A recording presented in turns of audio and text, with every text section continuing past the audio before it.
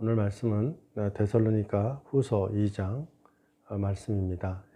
먼저 주의 재림이 언제 올 것인가에 대해서 그리고 주의 재림이 있을 때 어떤 일들이 있을 것인가에 대해서 오늘은 이제 크게 두 가지로 살펴보려고 해요. 첫째로는 큰 배교의 일이 있을 것이다 라는 것입니다. 그리고 두 번째로는 적그리스도가 나타나서 너희들을 기적과 표적으로 유혹할 것이다. 그래서 우리를 배교시킬 것이다 라는 것입니다. 이 두 가지가 마지막 때 일어날 일들임을 이 데살로니가후서 2장을 통해서 말씀해 주고 있습니다. 물론 예수님께서 재림하실 때 나타나는 표징들은 두 가지만은 아닙니다. 많이 있습니다. 그러나 오늘은 데살로니가후서 2장을 중심으로 두 가지에 대해서 함께 나누어 보도록 그렇게 하겠습니다. 먼저 주께서 재림하실 때는 성도의 대환란 후에 올 것입니다. 그때 이제 우리는 이제 주님께서 오시겠구나라는 것을 알 수 있게 될 것입니다. 주께서 재림하실 그때 우리는 부활하여 주님 앞에 나가게 되죠. 그렇게 될 때 우리의 모습은 이제 완전히 변화된 모습으로 영화의 모습으로 나아가게 될 것입니다. 그러니까 이제 죄된 모습을 버리고 하나님의 백성으로 살 수 있는 그런 모습으로 나아가게 될 것이다 라는 것입니다. 그런데 이렇게 주의 재림이 올 것이다 라는 이야기에 대해서 데살로니가 교인들은 굉장히 혼란스러워했습니다. 왜냐하면 잘못된 방법으로, 잘못된 방식으로 예수 그리스도의 재림에 대해서 사람들이 듣게 되었고, 그리고 혼란스러워했거든요.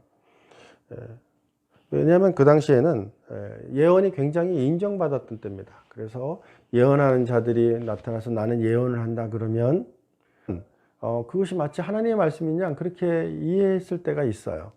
그래서 데살로니가전서 5장 19절 20절 말씀에 보면 성령을 소멸하지 말고 예언을 멸시하지 말아라 라고 말씀하신 것처럼 그들은 예언의 말씀을 굉장히 중시 여겨하는 그러한 때가 있었습니다. 그리고 마치 사도 바울이 이렇게 말했다라고 얘기하는 자들이 있었는데 주의 재림이 이미 임했다라고 말했다라는 것입니다. 그것이 디모데후서 2장 18절인데요. 진리의 관하에는 그들이 그릇되었도다. 부활이 이미 지나갔다 하므로 어떤 사람들의 믿음을 무너뜨리니라 이렇게 말하고 있거든요. 자, 보십시오. 예수님께서 오셔서 사람이 부활되어 버렸다 그러면 지금 남아있는 사람들은 어떻게 되는 거예요? 그런 사람들은 구원받지 못한 거잖아요.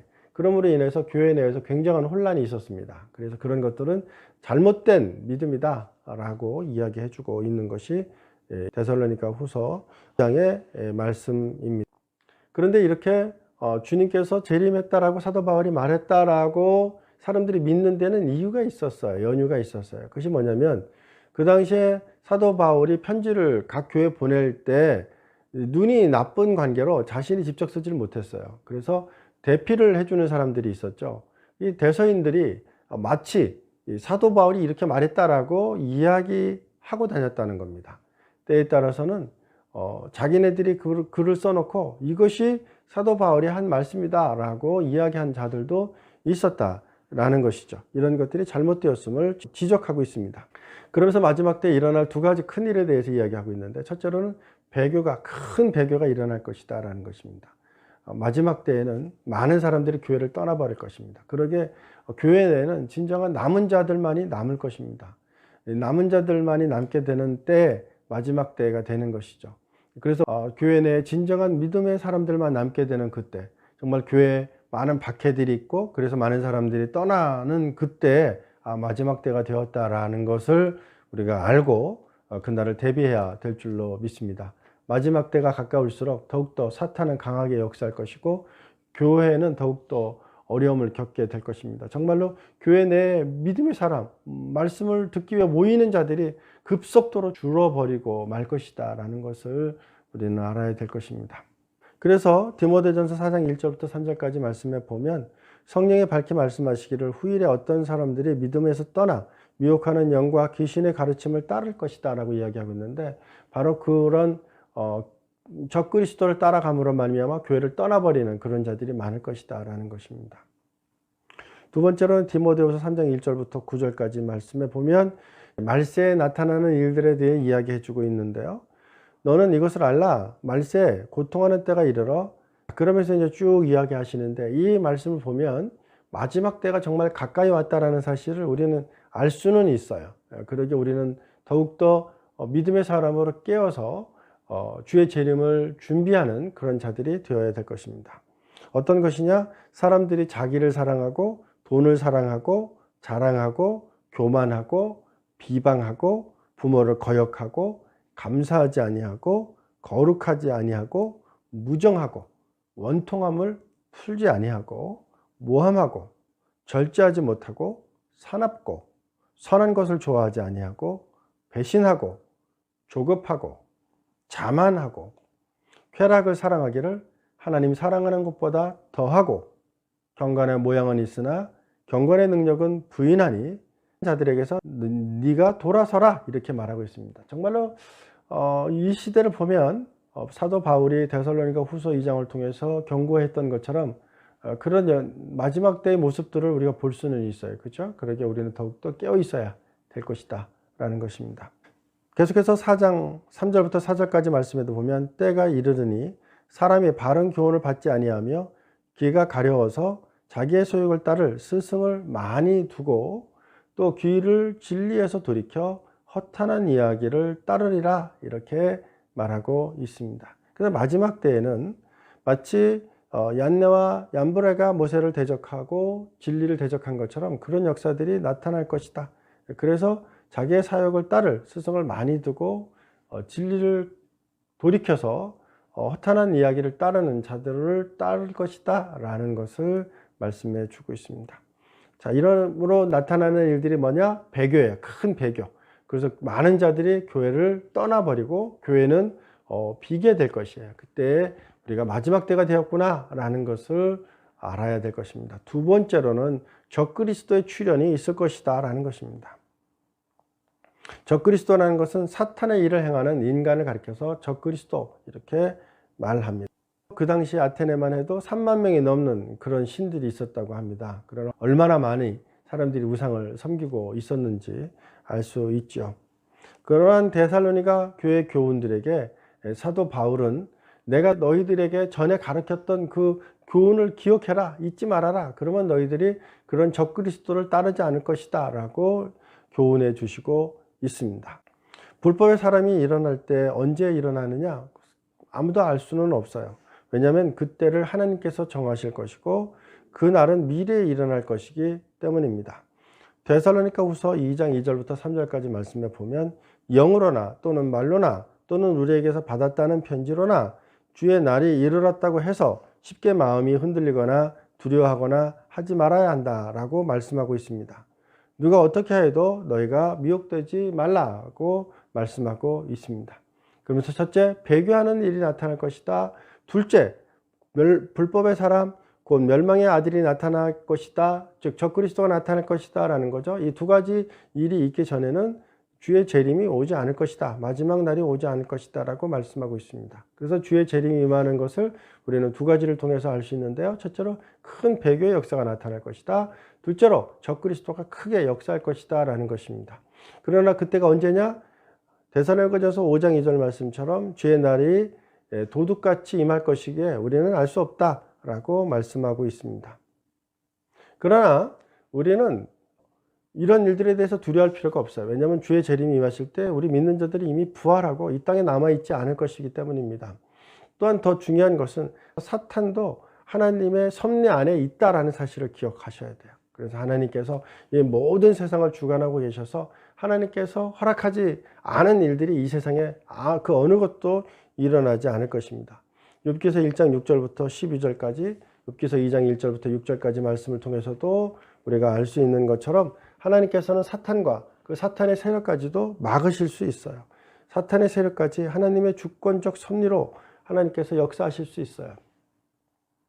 출애굽기 10장 말씀에 보면 하나님께서 그 바로에게도 완악한 마음을 허락하심으로 말미암아 바로가 끝까지 모세가 요구하는 것을 듣지 않을 것이다 라고 이야기하고 있어요. 왜냐하면 그렇게 함으로 하나님께서 모세를 통해서 표징을 보여줄 것이고 그 표징을 통해서 사람들이 하나님이 살아계시구나 라는 것을 알게 될 것이고, 두 번째로는 이스라엘 사람, 유대인들도 하나님은 살아계시는 하나님이시구나 라는 것을 알게 해주기 위해서는 10가지의 재앙들을 보여주셔야만 했어요.